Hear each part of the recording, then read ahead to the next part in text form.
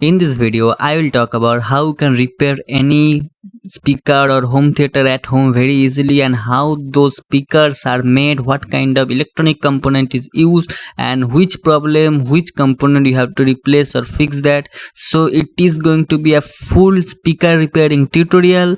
So watch this video till the end. After watching this video, you will be able to fix any speaker at home.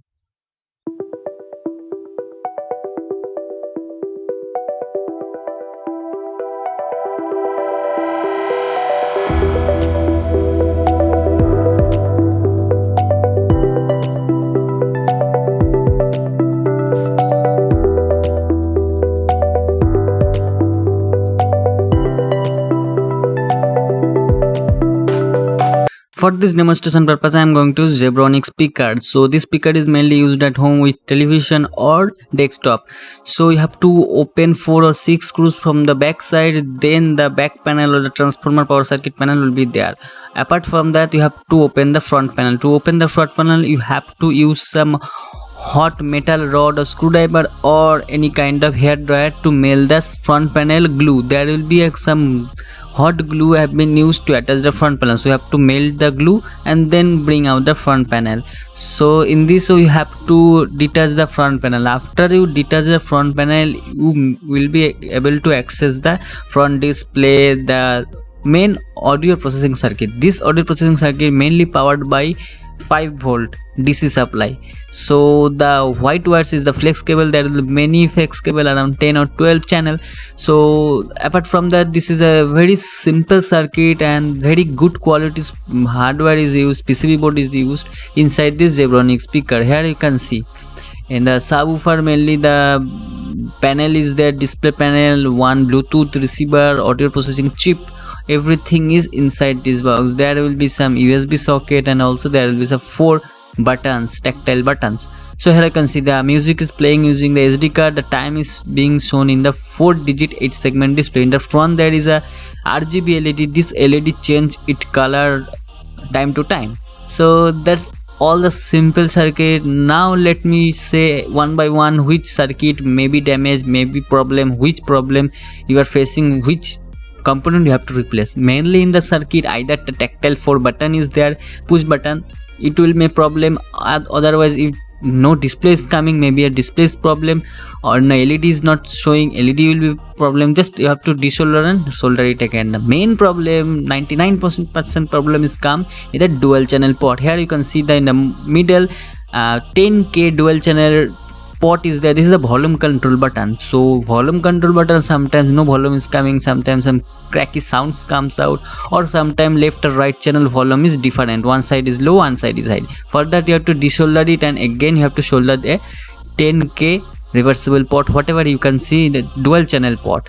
So you have to do it. In the back power circuit, here you can see this is another simple power circuit, 12012 transformer is there with 1.5 ampere, and another one is the big component is the heatsink. With the heatsink there is a TDA2030A IC. 3 IC is there because it is 2.1 channel, and the black box is the connector of the speaker and 3.5mm jack. So if the jack is not connecting, speaker is not working right away, then you have to change it. Otherwise no problem with the transformer, don't problem. But the main problem in the power circuit comes with the 7805 IC or the condenser. Here you can see condenser, here you can see 2 condenser is there. Mainly this kind of condenser make problem because this is a capacitor may burst, so you have to replace those. And other problem is the 7805 IC, which is the main power supply from the front panel. So this circuit or this IC 7805 power IC may be problematic.